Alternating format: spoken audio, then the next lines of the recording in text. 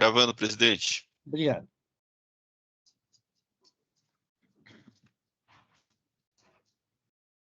Bom dia. Iniciando a sessão de julgamento da primeira Câmara Julgadora do Tribunal de Impostos e Taxas do Estado de São Paulo, do dia 7 de maio de 2024, a qual está sendo gravada e será disponibilizada posteriormente. Todos os juízes que já confirmaram a presença no sistema de debate vão iniciar a sessão. Temos 3 processos no dia de hoje. Vamos iniciar os trabalhos com os processos em que há pedido de sustentação oral e os patrões estão presentes. Então, começar com o processo de Clara Kinoski, recurso ordinário, relator Dr. Carlos Henrique. Só um momento que eu vou fazer o registro da presença do patrono.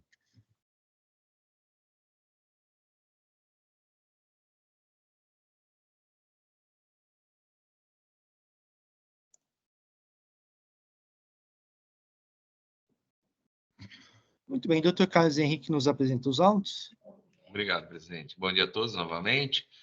O auto é um auto de TCMD, composto de uma infração, deixou de pagar TCMD no valor de tanto, em 28/12/2018, por omissão na qualidade de donatário, em razão de recebimento de doação da quantia de valor de 23.980,06, recebimento a título de transferência patrimonial declarado em sua declaração de imposto de renda pessoal física do exercício 2019, ano calendário 2018, que são parte grande desse relato.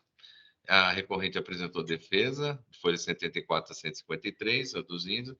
A fiscalização se manifestou. A decisão de primeira instância julgou procedente o auto infração, mantendo o crédito tributário.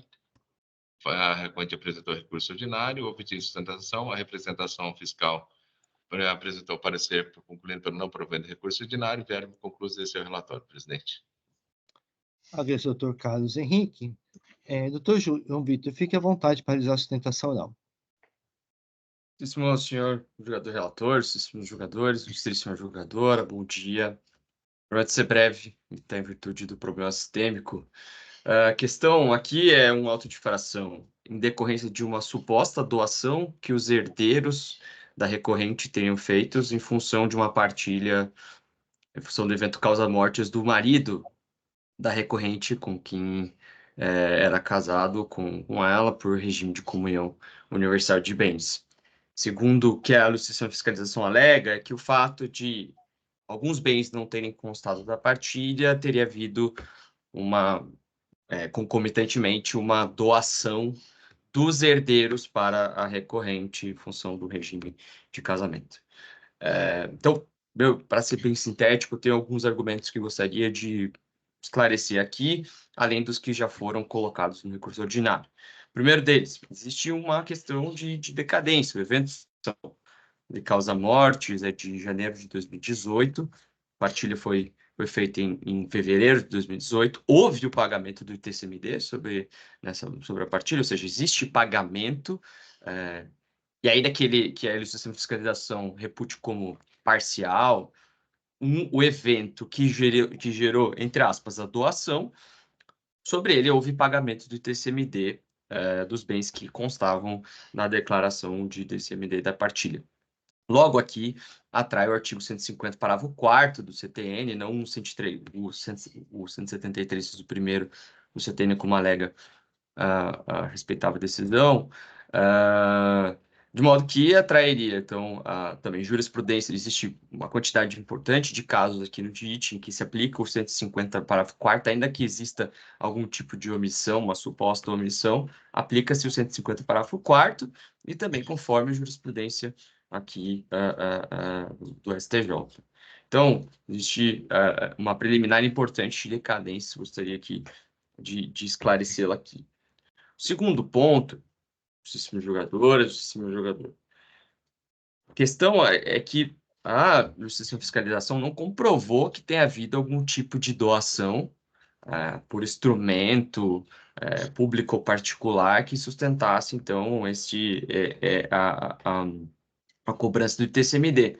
Doação é um ato jurídico que depende de um requisito formal, depende de demonstração de vontade das partes, uma demonstração de um instrumento, algo do tipo que possa, evidentemente, esclarecer esse ponto. Não há nenhum tipo desse instrumento.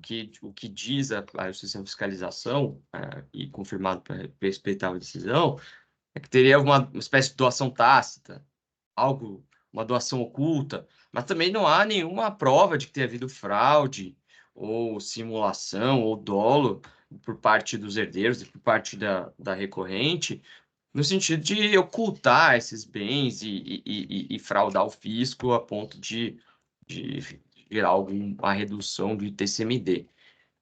Então, para esse ponto aqui, também não existe prova de que tenha havido esta doação, considerando que para as doações em contratos verbais, existem exceções na legislação civil que seriam para bens de pequenos valores, e aqui não é o caso. Então, também pelo artigo 4.2 do CTN, o auto de infração deveria ser cancelado. O terceiro ponto relevante, gostaria de chamar a atenção para essa justiça à Câmara, é que parte de cotas de uma empresa que está no exterior estão gravadas pelo Instituto do Joint Tenancy, with Rights of Survivorship. Esse tipo de instituto não permite que, quando o cotista faleça e o cocotista ainda é vivo, seja passado para os herdeiros. É um Instituto de Direito Internacional. Logo, essas cotas não foram passadas para os herdeiros porque existe uma cláusula de indisponibilidade nessa sucessão. Então, apenas quando a cotista falece é que haveria a passagem dessas cotas para os herdeiros. Então, essas cotas jamais poderiam ter sido passadas para os herdeiros e posteriormente doadas à recorrente, porque ela continuou. Com a morte do cotista, ela ficou com a totalidade das cotas. Essa é a previsão do Instituto. E a Justiça de Fiscalização não observou para essa parte desses bens que existiria esse instituto que gravaria parte dos bens que estão aqui, que são objeto do imposto. Logo, Justíssimo Jogadores, Justíssima Jogadora, ao lado do que já foi colocado no recurso ordinário, requer, portanto, o provimento do recurso seja para cancelar por conta da decadência ou porque não existiu um ato formal de doação que pudesse evidenciar, não existiu ocultação, algum tipo de fraude nesse sentido. A Justiça de Fiscalização nos prestou a demonstrar qualquer tipo de instituto nesse sentido, seja porque parte dos bens estão gravados por cláusulas de indisponibilidade de sucessão e, portanto, se a doação é uma decorrência da sucessão, ela também não teria existido, requer-se ou o cancelamento integral do auto ou o cancelamento parcial, pelo que foi exposto aqui. Obrigado, fico à disposição. Agradeço, doutor João Vitor. Doutor Carlos Henrique. Ok, presidente, obrigado. Obrigado, presidente, obrigado, doutor João Vitor, pelos esclarecimentos. Vamos lá. Com esse recurso ordinário, no tocante ao recurso recorrente, em primeiro lugar, analisa preliminar de decadência. O presente auto de infração foi lavrado em face do contribuinte recorrente por não ter sido efetuado o pagamento de TCMD incidente sobre excesso de meação por ocasião do falecimento do seu cônjuge, Monte Kilovski. Ora, em 8 de 1 de 2018, ocorreu o óbito do senhor do cujo, Monte Kilovski. Embora a recorrente alegue que a doação se deu simultaneamente à planilha dos bens, porque não houve qualquer contrato de doação que formalizasse e, por consequência, o prazo decadencial só pode ser aplicável às transmissões causa-mortes nos termos do artigo 150, parágrafo 4º do CTN, devendo tal prazo ser contado do falecimento do decujo, 8 de 1 de 18, pois houve o pagamento antecipado da parcela do ITCMD devido em razão da herança, devendo ser rechaçado qualquer tentativa de considerar como termo inicial a data da transmissão da DIF, da Declaração de Imposto de Renda da Pessoa Física dos cônjuges por ausência de previsão legal. Verifique-se nos autos que em 26 de 2 de 2018 foi emitida e transmitida ao ITCMD de folhas 86 a 114, em 2 de 3 de 2018, foi efetuado o pagamento do ITCMD conforme consta do relatório circunstanciado de folhas 4, e em 22 de 3 de 2002 foi lavrada a escritura de inventário e partilha dos bens do espólio de Monte Kilovski, de folhas 42 a 75. No entanto, a exigência do ITCMD, que consta da presente autoinfração, é referente à doação de bens que não foram incluídos em inventário, decorrente do falecimento de Mosh Clovis, cujo fato gerador ocorrido em 2018, e passar a constar diretamente na declaração de imposto de renda pessoa física de 2019 da recorrente, viúva meieira, que não foram partilhados com os filhos a saber.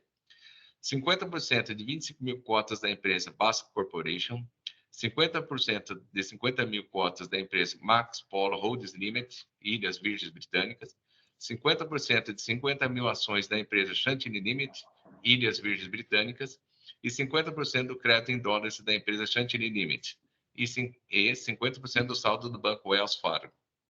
Neste ponto, é pacífico que, quando o contribuinte não efetua o pagamento que deveria fazer, quedando-se inerte, temos a alteração da regra de contagem do prazo decadencial do artigo 1731 do CTN, ou seja, o prazo começa a contar a partir do primeiro dia do exercício subsequente àquele em que poderia ter sido lançado. Ou seja, no presente caso, considerando que a recorrente não efetuou o autolançamento, a que estaria sujeita, a regra de contagem de prazo decadencial deve ser a do 731 do CTN, não havendo que se falar, portanto, em decadência. No início do ano, o Supremo Tribunal Federal julgou inconstitucional a cobrança do ITCMD, enquanto não houver lei complementar regulando a matéria nas hipóteses: 1. Transmissões em que o doador é residente ou domiciliado no exterior. Ou, ainda, 2. Quando falecido possuía bens, era residente domiciliado ou teve seu inventário processado no exterior. No mérito sobre esse tema, vale esclarecer que o ITCMD é um tributo de competência impositiva dos Estados e do Distrito Federal e tem sua previsão legal no artigo 155, parágrafo, inciso 1º da Constituição Federal. No que se refere especificamente ao ITCMD sobre os bens situados no exterior, o solicitado artigo estabelece como pré-requisito para que os Estados e o Distrito Federal possam tributar esse patrimônio a necessidade da edição pelo Congresso Nacional de lei complementar, conforme se verifica-se em seu parágrafo 1º, inciso 3, a linha B. As reiteradas controvérsias sobre assuntos fizeram com que, em meados de 2015, o plenário do STF definisse como tema de repercussão geral a incompetência legislativa dos estados para instituírem sem lei complementar o ITCMD sobre doações recebidas de residente fiscal no exterior e das heranças percebidas nos casos em que o decurso possuía bens, era residente domiciliado ou teve seu inventário processado no exterior. Tema 825. Escolhendo como paradigma o recurso extraordinário 851-108 da relatoria do ministro Dias Toffoli. Com o julgamento do recurso extraordinário em questão, restou sedimentado o entendimento que reconhece a inconstitucionalidade da cobrança do ITCMD nas situações em que a Constituição Federal exige lei complementar para tanto. Lei essa que ainda não foi ditada pelo Congresso Nacional até o momento. Na sequência, o STF modulou os efeitos da decisão aos contribuintes, de modo que ela somente será aplicada aos fatos geradores posteriores à publicação do acordo e às ações judiciais pendentes de conclusão de tal data. Referida modulação foi promovida pela maioria do plenário, tendo um placar final de 10 votos favoráveis aos efeitos ex nunc. Com a redação final do acordo, os contribuintes que possuem ações judiciais em curso e que não houvesse efetuado o pagamento do imposto relativamente aos fatos geradores passados poderiam beneficiar-se do entendimento, caso houvesse ajuizado a competente demanda questionando a legalidade da cobrança, ou a competência dos entes estaduais até a data da publicação do acordo, que se deu em 20 de 4 de 2021. Observe que o fato gerador do tributo ocorrido em 2018, anterior à publicação do mencionado acordo. Necessário analisar ainda que ocorra uma possível nexo causal entre o donatário e o residente fiscal no Brasil recebendo bens advindos do exterior. De qualquer forma, vale destacar que a decisão do STF trata de hipótese de doação efetuada por doadores residentes ou domiciliados no exterior. Artigo 155, inciso 1º, parágrafo 1º, inciso 2, alineado à Constituição Federal. E, no caso de análise, não há nos autos notícia que os herdeiros de cujos filhos da recorrente nela se enquadram. Por conseguinte, nos termos da legislação brasileira, nas doações de bens do exterior promovidos por doadores residentes ou domiciliados no Brasil, a Constituição Federal não exige lei complementar federal reguladora de competência estadual para instituir o ITCMD, conforme o artigo 151, inciso 1, parágrafo 1º, inciso 2, não havendo como afastar a exigência deste tributo nos termos do presente auto de infração. A disposta, com esse recurso ordinário e decidido por negar o provimento, mantendo ainda a decisão proferida e iniciar julgamento de defesa, assim como eu voto, presidente. Agradeço, doutor Carlos Henrique. Pedia para fazer o registro do voto.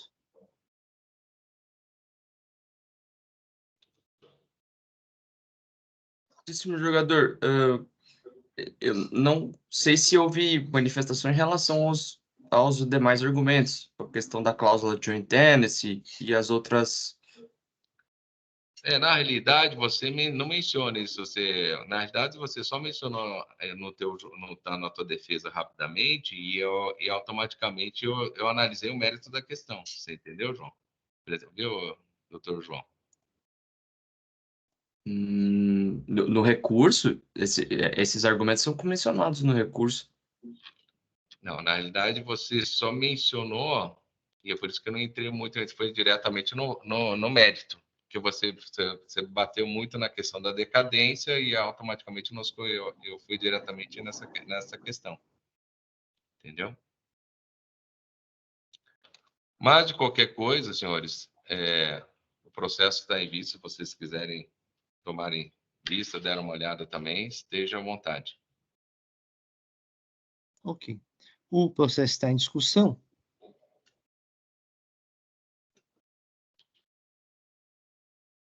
Não havendo inscritos, vou encerrar os debates.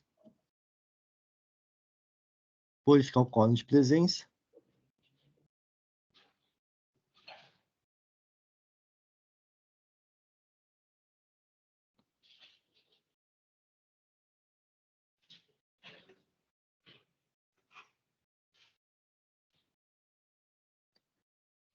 Vou iniciar a votação.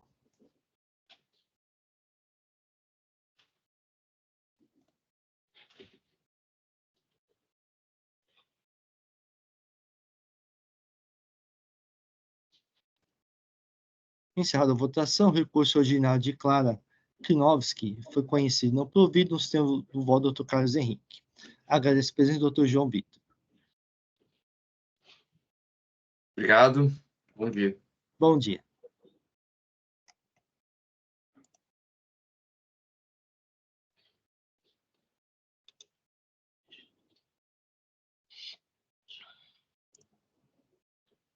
Só um momento.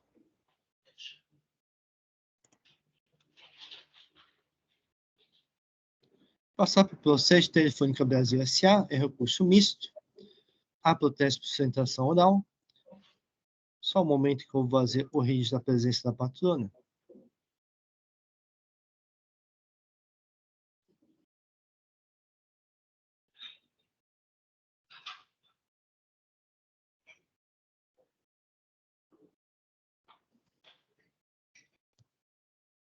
Como tem recurso misto, doutora Maria Cláudia, quer que faça o registro da presença?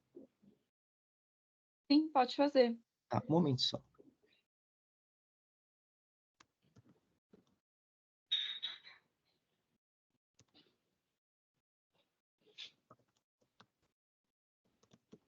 Eu só precisava o número do documento.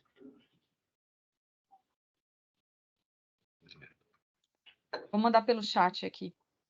Ah, tudo bem. Quiser, pode falar, que talvez é mais rápido. Tá, RG 27723.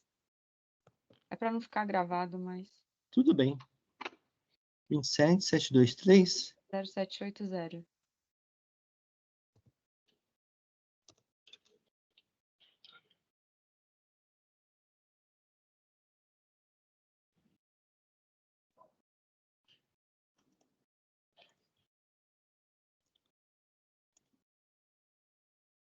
Muito bem. Trata-se de retorno dos autos da instância ordinária determinada pela Câmara Superior, para que seja produzida nova decisão em relação ao item 2 do AIM. O item 2 do AIM acusa o contribuinte a escriturar no período de janeiro de 2012 a dezembro de 2012 o livre registro de apuração de ICMS, deixando de registrar as aquisições de mercadorias sujeitas ao regime jurídico da substituição tributária, procedente de outra unidade da Federação, relativamente ao ICMS por antecipação, previsto no artigo 426A do regulamento, referente às operações próprias. Dessa forma, não foram lançados nos campos débito do imposto outros débitos, com a expressão pagamento antecipado, artigo 277 do regulamento, e o campo crédito do imposto outros créditos, com a expressão recolhimento antecipado, artigo 426A do regulamento, conforme prevê a legislação. Considerando que as aquisições foram escrituradas livre registro de entradas, sem aproveitamento do crédito, as irregularidades aqui apontadas não acarretaram falta de pagamento de imposto. A adição primeira instância julgou parcialmente procedente do item 1, e procedente do item 2 do AIM. A doutora interpretação fiscal feito ao parecer manifestando-se pelo não provimento cujo ofício. Inconformado com a decisão primeira instância, o contribuinte interpôs recurso ordinário às folhas 50 e 53 a 50 e 32. A doutora interpretação fiscal manifestou-se pelo não provimento recurso ordinário. Acolhendo a 7ª Câmara Julgadora, negou o provimento recurso de ofício e deu parcial provimento recurso ordinário para cancelar o item 2 do AIM, para aplicação da consunção. O processamento de recurso especial ao contribuinte foi indeferido e recurso especial à Fazenda Pública deferido. A Câmara Superior anulou a decisão acolhendo a 7ª Câmara Julgadora em relação ao item 2 do AIM, de forma que seja produzida nova decisão. Acolhendo a 7ª Câmara Julgadora, converteu o julgamento de diligência para que o contribuinte apresentasse planilha detalhada, discriminando todos os lançamentos cuja duplicidade é verificada nos 2 itens do AIM. O contribuinte apresentou petição e juntou documentos. A doutora interpretação fiscal promoveu diligência para a manifestação do auditor fiscal autuante. O auditor fiscal autuante manifestou-se e elaborou novo demonstrativo 2, relativo ao item 2 do AIM, excluindo 36 operações, considerando o demonstrativo 1 do AIM. A doutora interpretação fiscal manifestou-se pelo desprovimento de recurso ordinário. Acolhendo a 9ª Câmara Julgadora, converteu o julgamento de diligência para que o auditor fiscal se manifestasse sobre 1. A diferença entre os demonstrativos, bem como esclarecesse sobre qual valor será utilizado para o cálculo do item 2 do auto de infração. O auditor fiscal autuante manifestou-se às folhas 5669 a 5670. O contribuinte apresentou manifestação, alegando que se tornou incontroversa a improcedência do item 2 do AIM, pois os livros registros de entradas do período de janeiro a dezembro de 2012 comprovam que indicou, na coluna Observações, que houve o recolhimento antecipado de CMS-ST, e não foram contestados para a Fazenda Pública Estadual. A doutora interpretação fiscal manifestou-se manifestação pugnando pela procedência do item 2 do AIM. Este relatório, doutora Maria Clara, fique à vontade para fazer a sustentação oral. Prezados, bom dia. Prometo ser super breve aqui na minha exposição. Conforme bem colocado pelo doutor Inácio, é um caso de um auto de infração onde, nesse momento processual, o julgamento diz respeito a somente o item 2 do auto de infração, na medida em que o item 1 foi parcialmente cancelado. Só que quando a gente diz parcialmente cancelado, considerando a ideia de que ele foi majoritariamente cancelado. Então, sobraram valores ínfimos dessa cobrança, porque foi reconhecido que a Telefônica recolheu a maior parte do ICMS devido. O item 2 diz somente respeito à multa isolada, pois não teriam sido lançados de uma certa formalidade em relação aos débitos. Eles não teriam sido lançados supostamente na coluna correta. Nesse sentido, os autos foram remetidos para a instância superior e pediram para que fossem feitas diligências a fim de que a fiscalização comprovasse que essa multa isolada não estaria sendo cobrada duplamente, no sentido que violasse o princípio da consunção. Essa turma já reconheceu, no caso, que a multa isolada deveria ter sido absorvida pelo item 1 do auto de infração. E quando a Procuradoria acaba por fazer diversas vezes novos demonstrativos, isso só deixa evidente que o auto de infração é nulo, pois ela não conseguiu sequer comprovar que existia, no caso, do que se tratava essa multa isolada.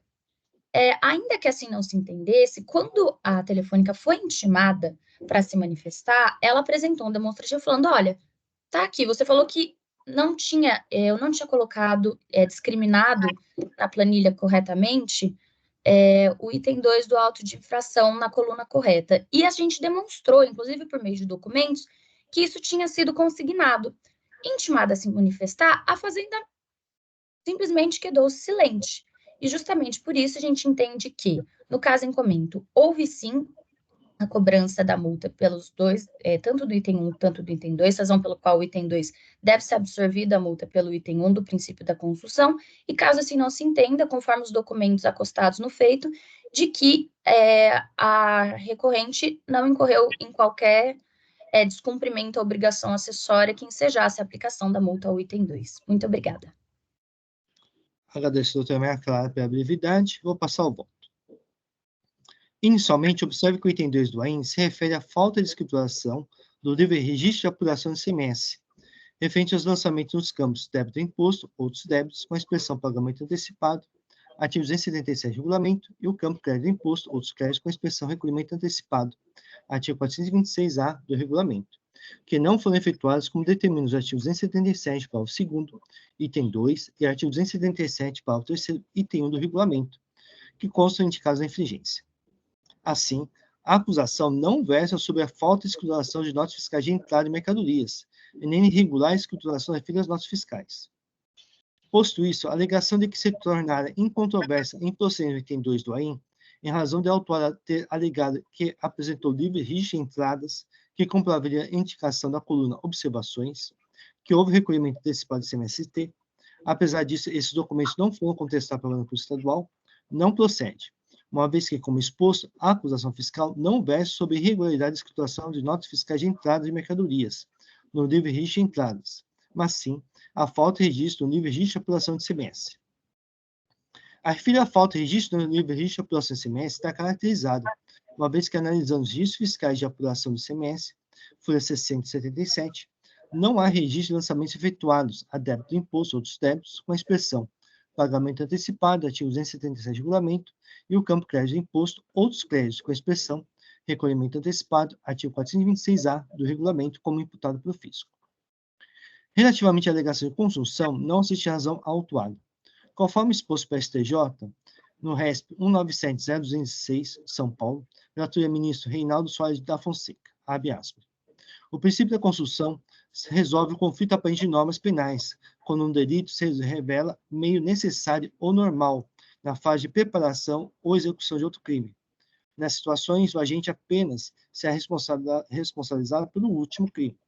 Para tanto, porém, é imprescindível a constatação do nexo de dependência entre as condutas, a fim que seja absorvida pela outra. Assim, para a caracterização da consunção, uma conduta deve ter sido praticada como meio necessário ou normal para a prática da infração principal, devendo haver nexo de dependência entre as condutas. No caso dos autos, isso não se verifica. A falta de pagamento do ICMS, item 1 do AIM, não decorreu da falta de registro das aquisições de mercadorias sujeitos a regime jurídico da substituição tributária, procedendo em outra unidade da federação no livre registro de apuração de ICMS, item 2 do AIM, mas sim da falta de recolhimento de imposto por meio de guias de recolhimentos especiais, como consta o relato item 1 do AIM. Assim, a conduta de deixar registradas aquisições de mercadorias sujeitas ao regime jurídico de substituição tributária no livre registro de apuração de ICMS não foi meio necessário ou normal para deixar de pagar ICMS, e nem há nexo de dependência das condutas, pois o pagamento por meio de guias de recolhimentos especiais independe do referido registro no livre registro de apuração de ICMS. Deste modo, são condutas autônomas que encerram cada uma a penalidade prevista pela prática das duas infrações, como dito, autônomas. De start, não ocorreu a pretensão da autuada. Quanto à aplicação do artigo 527-A do regulamento, entendo que a autuada não faz jus ao benefício. A multa aplicada corresponde a 1% do valor das operações, ou seja, percentual bem inferior à alíquota interestadual de 12%. Esse trata de contribuinte de grande porte com capital social de mais de 63 bilhões de reais.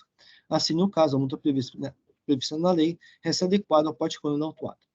Ainda, a existência de cerca de uma centena de autos de inflação lavados contra a autuada, ou seja, os seus antecedentes fiscais não favorecem a aplicação do benefício da redução e elevação da multa. No start, não ocorreu a pretensão da redução e elevação da multa. Quanto à juros, a súmula 10 foi revisada sem termos. Os juros de mora aplicáveis ao montante do imposto individual de inflação estão limitados à taxa Selic. A atualização de cálculo da multa foi passada em CETIT por meio da súmula 13, que não sofreu qualquer revisão. O artigo 52 da Lei 13457 determina o caráter vinculante das súmulas para o usuário desse CETIT, assim sua observância obrigatória. START apenas limita a aplicação de juros à taxa Selic. Atendida a determinação da Câmara Superior, no mais, resta incólume decidido pela colônia 7ª Câmara Julgadora. Pelo exposto, recurso de ofício conhecido não provido, recurso ordinário conhecido parcialmente provido apenas para limitar a aplicação dos juros à taxa Selic ao montante do imposto e da multa. É assim que eu voto. Só um momento que eu vou fazer registro do voto.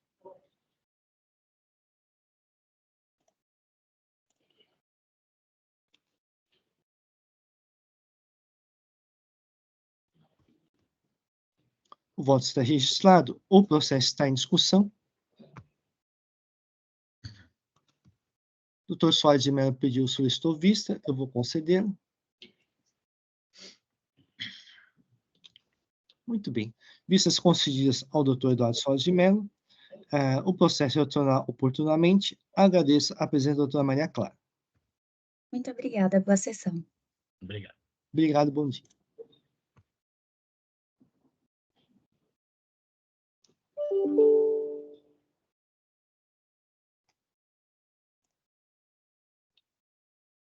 Muito bem, passar para o processo 7 Plástica Indústria e Comércio Limitada, em recurso de ofício, relator do Dr. Carlos Henrique, e vistas minhas.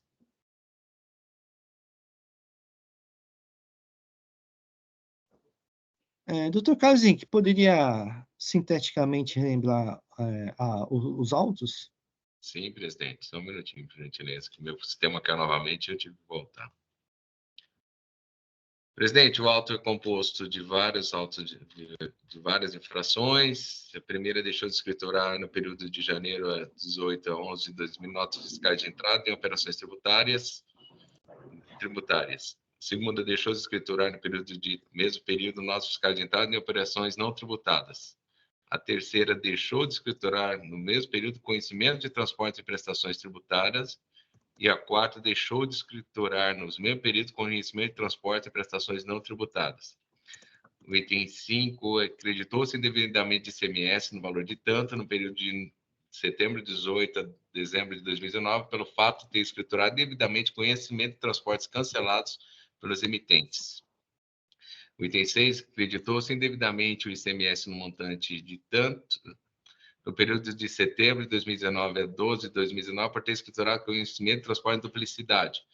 O item 7, acreditou-se ICMS no período de 1 de 18 a 4 de 18. O autuado sem amparo legal emitiu notas fiscais com destaque de ICMS, onde constava como destinatário das mesmas e se acreditou de ICMS destacado nessas notas fiscais. O item 8, acreditou-se em ICMS no valor de tanto, no período de janeiro 11 a 12 de 2019, referente ao ICMS sobre energia elétrica. E o item 9, acreditou-se em ICMS no valor de dezembro de 18 a 11 de 2019, acreditou-se ICMS no montante de tal, devido ao fato do gerador ter lançado em sua escritura fiscal do ICMS referente à entrada de bem adquirido para o ativo permanente integralmente e de uma só vez, em situação não autorizada pela legislação. Notificado esclarecer a razão por ter acreditado integralmente de uma vez só.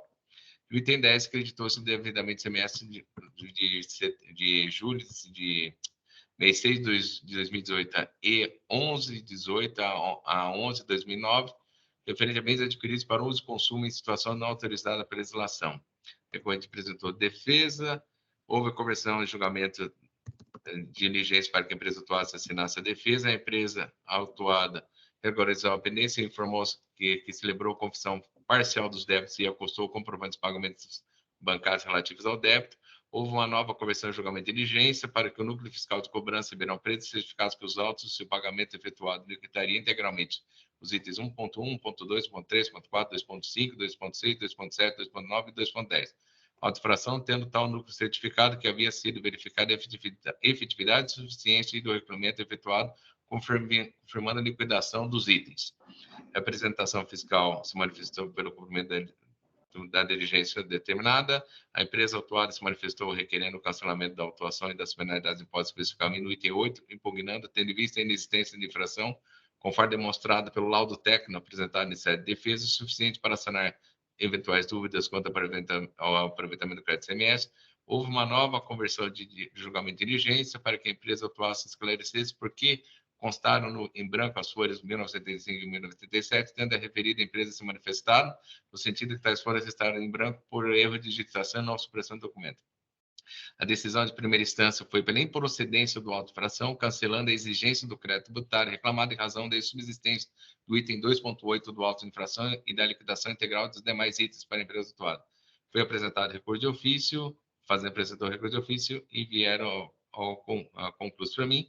E depois, pelo voto apresentado, eu decido e conheço o recurso de ofício e nego o provimento, da qual o presidente pediu vista depois dos autos. Agradeço, doutor Carlos Henrique. Vou passar para a minha vista. Pedi vista os pendentes autos para analisar melhor o voto do legislador, cujo bem elaborado relatório peço licença para adotar. Referente à necessidade de laudo técnico para aprovação do valor do ICMS incidente sobre o total consumo de energia elétrica, a adição normativa CAT 1/2001 dispõe que laudo técnico, no tocante à necessidade ou não de laudo técnico para apropriação do valor do ICMS incidente sobre o total consumido da energia elétrica e serviço de comunicação, o regulamento não estabelece esse método de quantificação técnica. Nessa situação, poderá o contribuinte munir demonstrativo que comprove o real consumo de energia elétrica e do serviço de comunicação utilizado em cada área ou departamento, nos termos atrás expostos, que não necessariamente seja elaborado por pedido de empresa especializada e que poderá ser feito pelo próprio pessoal técnico. A adição normativa CAT 1/91, de forma semelhante, expôs. Caso exista apenas um aparelho medidor, o estabelecimento do interessado responsável pela mensuração da energia elétrica utilizada no setor produtivo e também no setor administrativo, cumpre o contribuinte identificar e quantificar o valor total de energia elétrica consignado na nota fiscal contra a energia elétrica, a parcela correspondente ao consumo direto no processo industrial. Embora não haja norma a respeito da legislação tributária do Estado de São Paulo em vigor, é de todo conveniente que o interessado simule de elementos capazes de justificar os cálculos que levaram à cifra lançada, como crédito nos livros fiscais, tais como planilha de apropriação de quilowatts consumidos e laudo técnico emitido por perito. Da leitura das normativas acima apontadas, entendo que o laudo técnico constitui uma das possíveis provas que pode ser apresentada pelo contribuinte para comprovar o direito ao crédito lançado na escrita fiscal. No entanto, o laudo técnico justifica-se quando o medidor do contribuinte mensura a energia elétrica utilizada tanto no setor produtivo quanto no setor administrativo, e pode-se que há necessidade de realização de rateio da energia elétrica consumida em cada um desses setores. No caso dos laudos, o contribuinte, em resposta à notificação do fisco, informou que possui, separadamente, um relógio para medição da energia elétrica, da energia da área operacional, e outra para a área administrativa. Assim, havendo medidores separados na área administrativa e industrial, não há necessidade de laudo técnico, uma vez que não há necessidade de fio de rateio de consumo de energia elétrica. O fisco não contesta nem traz prova contrária quanto à informação prestada pela autuada, e o laudo trazido por ele não realiza qualquer rateio extemporâneo do consumo de energia elétrica, em razão de haver medidores separados, mas sim atesta a referida informação a partir de março de 2010. Assim, pelas provas dos autos, tem-se que o contribuinte possui separadamente medidor de consumo de energia elétrica para industrial, sendo assim desnecessário o laudo técnico para rateio do referido consumo, uma vez que o ICMS incidente sobre a aquisição da energia elétrica para industrial está discriminado na nota fiscal contra a energia elétrica. As folhas 1973 e 1990 foram juntadas contra a energia elétrica, em nome do autuado pelo seu CNPJ e inscrição estadual do setor industrial. As notas fiscais 2407 e 38234 não fazem parte da agência fiscal, não constando demonstrativo de folha 218. Assim, não são objeto de auto-infração. As notas fiscais 18.335, 16.048, 19.363, 20.687, 22.312, 24.189, 26.139, 27.426, 29.318, 30.361, 32.991, 34.096 e 35.265 fazem parte da autuação, constando demonstrativo de folha 218. Assim, referindo-se ao consumo de energia elétrica do setor industrial, há direito ao crédito do imposto, devendo assim ser excluídas as agências fiscais relativas às referidas notas fiscais. As notas fiscais de folha 1950 a 1961, código 32.89.58.79, referem-se ao setor não produtivo. Assim, não há direito ao crédito do imposto por não se referir ao consumo do processo industrial. As notas fiscais de folhas 1962 a 1973, código 34.885846, referem-se a outro estabelecimento contribuinte, outro CNPJ e outra inscrição estadual. Assim, não pode o autuado acreditar-se do imposto relativamente à energia elétrica não consumida em seu estabelecimento, como dispõe o artigo 61 do regulamento.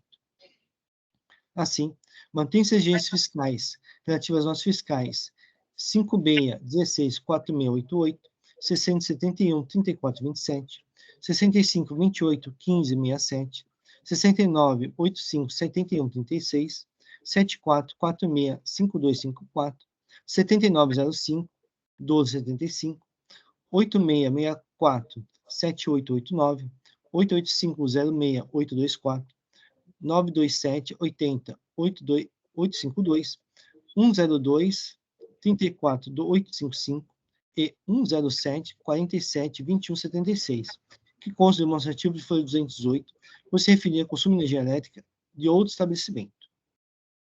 Quanto às notas fiscais 272, 14, 550, 471, 39, 848 e 9736, 16, 72 do demonstrativo folha 218, a autuada não juntou qualquer dessas notas fiscais.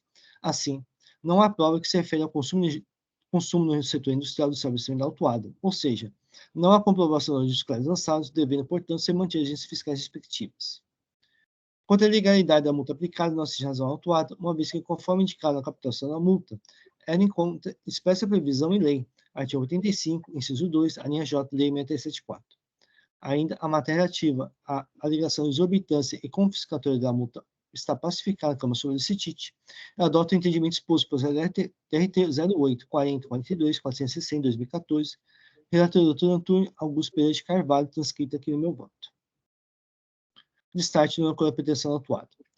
O juros também foi aplicado nos termos previstos em lei, artigo 96 e artigo 85, parágrafo 9 da lei 6374, e atende às sumas 10 e 13.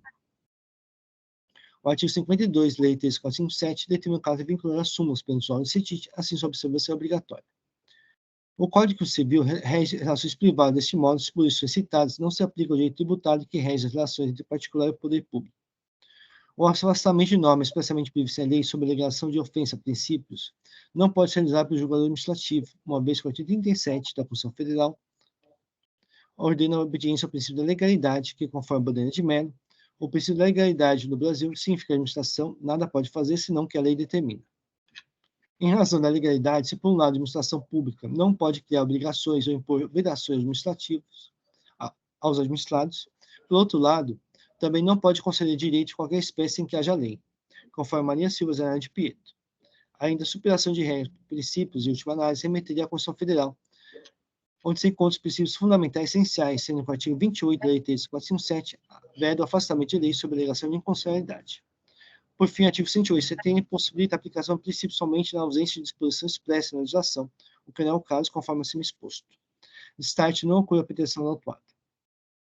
Pelo exposto, com isso, dou parcial provimento do recurso ordinário para manter apenas agências fiscais relativas às notas fiscais número 272, 40, 50, 471, 39, 848, 56164, 688, 607, 13, 427, 652, 21, 567, 698, 57, 136, 744, 65, 5254, 790, 51, 275, 83647889, 88506 824, 927 80 852, 973 61672, 102 34 2855 e 107 47 2176, que consta demonstrativo foi 218. Só um momento que eu vou fazer uma pequena correção de redigitação.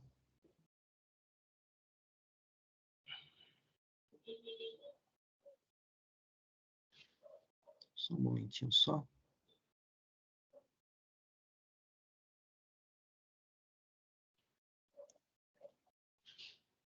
Só um momento que o sistema aqui travou agora.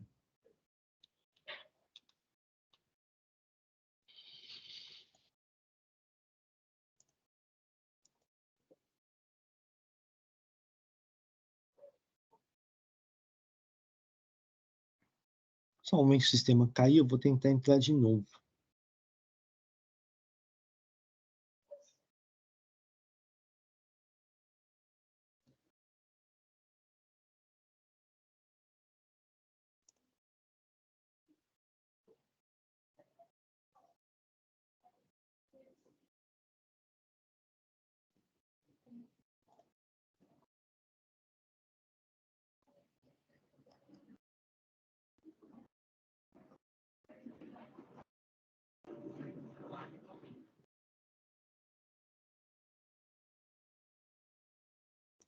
Não estou conseguindo entrar no sistema agora.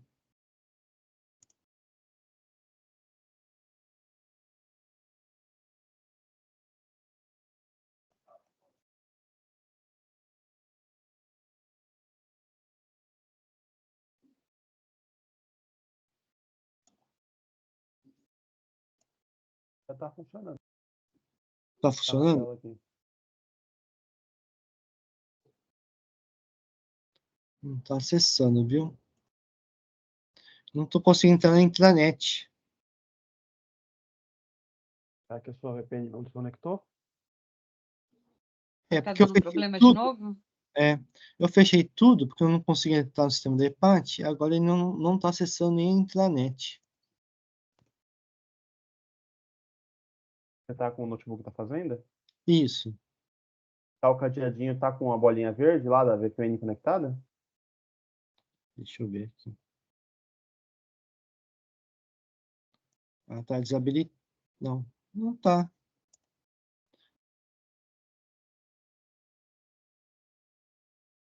Deixa eu tentar sair e entrar de novo aqui.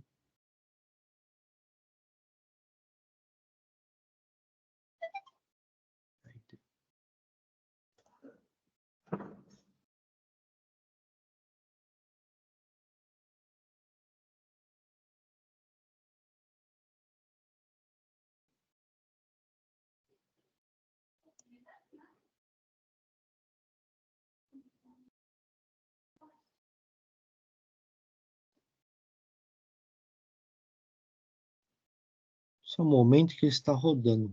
Vamos ver.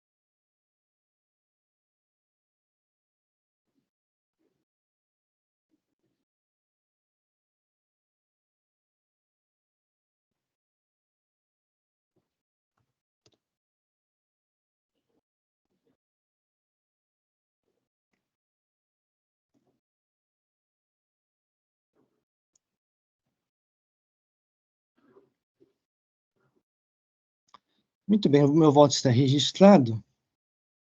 Então, precisaria a confirmação do Dr. Carlos. Eu vou colocar a manifestação que eu falei com o doutor. Ok. Doutor. É que a minha colega que fez a sessão quando eu estava de férias me enviou uma manifestação que está na linha do que o doutor Inácio colocou, mas né, eu vou deixar registrado aqui rapidamente. Já é possível, doutora Maria Cláudia.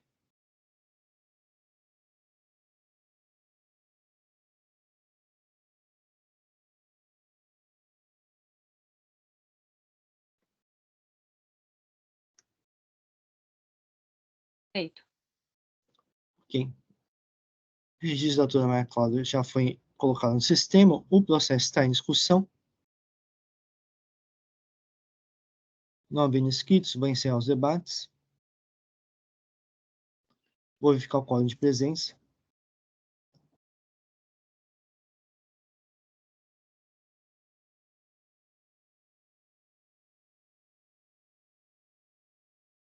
Vou iniciar a votação.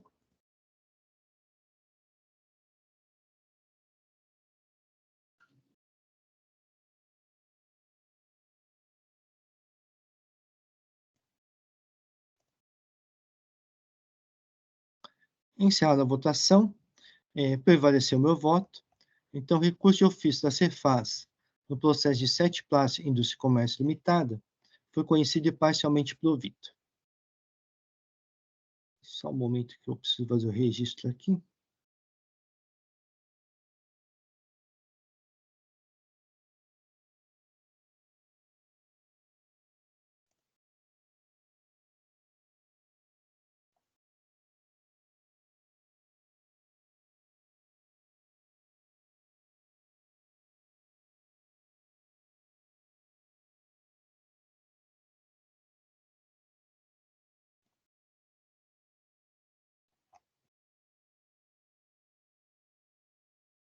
Muito bem, com isso encerramos o processo de hoje.